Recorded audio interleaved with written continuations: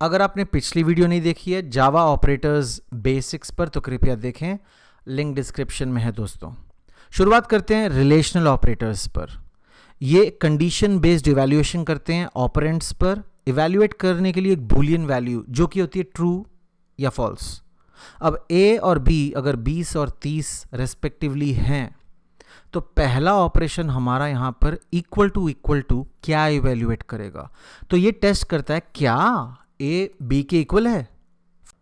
और एक्सक्लेमेशन का अर्थ होता है नेगेशन यानी कि not operator. Is A not equal to B? True, because A is not equal to B. 20-30 के इक्वल नहीं है। आइए डेमो देखते हैं। एक्लिप्स आईडीई लॉन्च करें आप, और अगर आपने यूनिवर्सिटी प्रोजेक्ट पहले ही ओपन कर रखा है बहुत बढ़िया, नहीं तो बनाए नया प्रोजेक्ट और नाम दे दें university. Click on finish.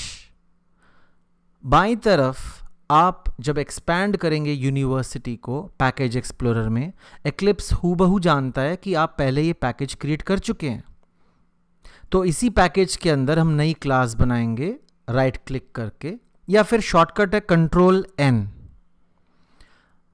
Class choose करेंगे नेक्स्ट, और यहां पे लिखेंगे क्लास का नाम।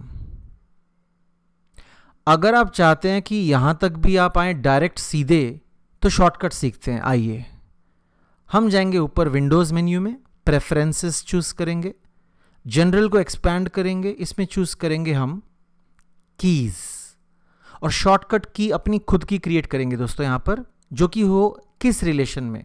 बहुत ऑप्शन है, आप लिख दे क्या चाहिए आपको। क्लास में भी बेहतरीन बहुत सारे डिटेल्ड ऑप्शंस हैं, हम ये चूज करेंगे क्योंकि हमें ये चाहिए। ये देखिए इतने सारे ऑप्शंस हैं। अब नीचे बाइंडिंग में आप देंगे वो की जो आप प्रेस करेंगे यूनिकली और ये ओपन होगा। मैंने ये दे दी की क्योंकि ये मैंने कभी यूज नहीं की।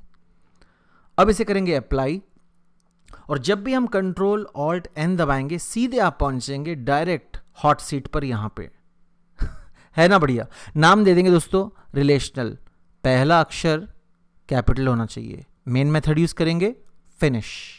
आइए सबसे पहले, जैसे मैं आपको हमेशा कहता हूं, कमेंट लिखें, अच्छा लगता है पढ़ने में भी और समझने में भी। दोस्तों दो ऑपरेंड्स यानी कि दो वेरिएबल्स डिक्लेयर करेंगे और इनिशियलाइज करेंगे, ए और बी 20 और 30 रेस्पेक्टिवली।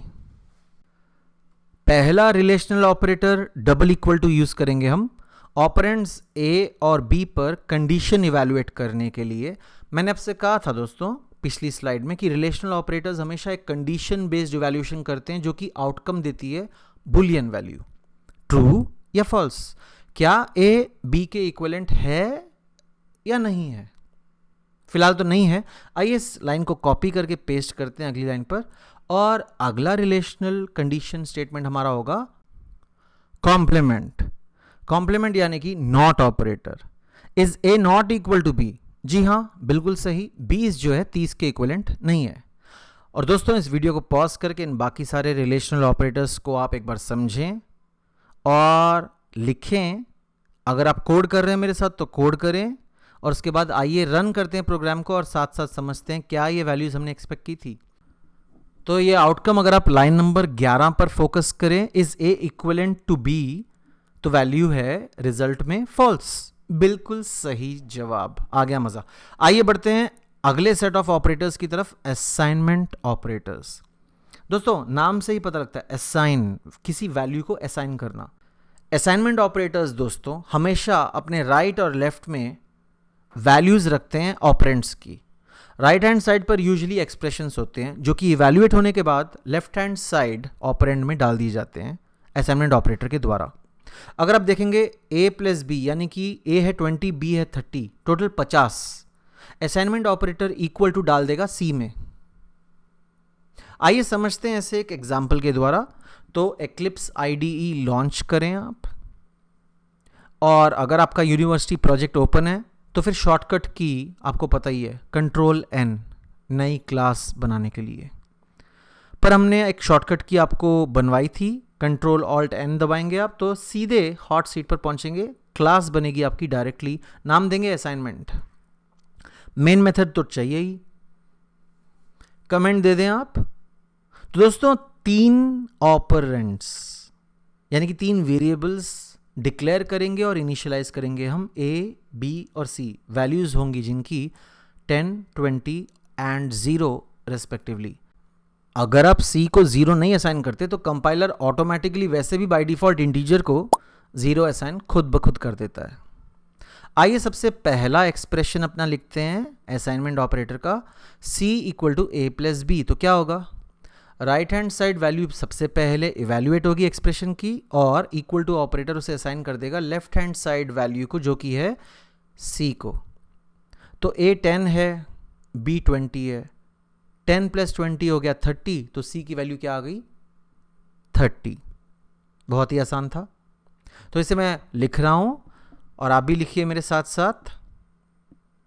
आइए अगले एक्सप्रेशन की तरफ बढ़ते हैं। Assignment operator plus equal to, इसे कहते हैं हम शॉर्ट हैंड असाइनमेंट ऑपरेटर। इसका नाम शॉर्ट हैंड इसलिए दोस्तों क्योंकि जब आप इसे इवैल्यूएट करेंगे और एक्सपैंड करेंगे तो ये काफ़ी लंबा बन जाता है। इसका एक्चुअल अर्थ है c equal to c plus a। तो आइए इसे समझते हैं लाइन बाय लाइन, और जो प्रीवियस कोड आपने लिखा है लाइन नंबर 12 और 13 पे उसे भी ध्यान से समझें आप। तो मैं कमेंट में आपके लिए लिख रहा हूँ ताकि आप इसे अच्छी तरीके से समझें कि इसका अर्थ क्या है तो वैसे बहुत आसान। तो अगर आप लाइन नंबर 12 पे देखें, a की वैल्यू 10 और 20 ऐड करेंगे 30, ठीक है। 30 के बाद नीचे आइए आप लाइन नंबर 15 पे, तो 30 इक्वल टू 30 प्लस a की वैल्यू 10 कितना हुआ 40। तो c की वैल्यू लाइन नंबर 16 पे क्या प्रिंट होगी, सही गेस किया 40 एग्जैक्टली। तो दोस्तों आइए बाकी भी हम लिख देते हैं यहाँ पे, और पॉज करें वीडियो को, नोट करें या लिखें या कोड करें मेरे साथ साथ, और 1 मिनट के लिए गेस करें कि इसका आउटकम क्या आएगा इन सब लाइंस का। ये वाला एक्सप्रेशन दोस्तों आपको इवैल्यूएट करेगा वैल्यू c की 30, और अगर हम ये वाला एक्सप्रेशन देखेंगे तो वैल्यू c की थी 40, 40 इक्वल टू 40 माइनस 10 कितना हुआ 30, बिल्कुल सही। अब 30 है वैल्यू c की, 30 को जब मल्टीप्लाई करेंगे 10 से तो वैल्यू होगी 300, वो भी सही है। ये वाला जो असाइनमेंट शॉर्ट हैंड ऑपरेशन है दोस्तों forward slash equal to, obviously आप समझ गए, इसको एक्सपैंड करेंगे तो आएगा c is equal to c divided by a। तो c की वैल्यू कितनी है 15, a की वैल्यू कितनी है 10, तो 15 डिवाइडेड बाई 10 कितना होता है, कीजिए कैलकुलेट कीजिए, वीडियो पॉज करके कीजिए, अपने दिमाग से कीजिए, बहुत ही आसान है। आंसर तो मिल गया ना आपको 1.5। ये देखिए 15 डिवाइडेड बाई 10 इज़ 1.5, पर हमें आउटकम क्या आ रही है यहाँ पर, अगर आप देखेंगे राइट हैंड साइड पर वो इवैल्यूएट हो रहा है 1.5 की जगह 1 हो रहा है कि नहीं हो रहा है। तो 1 कैसे, because the reason is we are using, अगर आप स्क्रॉल करेंगे ऊपर हम यूज कर रहे हैं एक इंटीजर वैल्यू लाइन नंबर 10 पर, तो वो राउंड ऑफ होके 1 हो जाता है 1.5 की जगह। अगर आप फ्लोट यूज करेंगे और रन करेंगे इस एक्सप्रेशन को तो ऑब्वियसली आपको एक प्रेसिशन यानी कि डेसिमल वैल्यू भी मिलेगी जो कि होगी एक्यूरेट। तो अब आया ना सही आंसर 1.5, बहुत खूब। इसलिए आप सही डेटा टाइप चूज करें सही ऑपरेंड्स के लिए। c modulo equal to a shorthand operator evaluates to c equal to c modulo a, जिसका आंसर होगा 5, जैसे कि हमने उम्मीद की थी। दोस्तों इसका लैब और ट्यूटोरियल का लिंक नीचे दिए गए डिस्क्रिप्शन में, आप उसे ज़रूर देखें और यूज़ करें, डाउनलोड करें, आपके लिए मुफ्त है।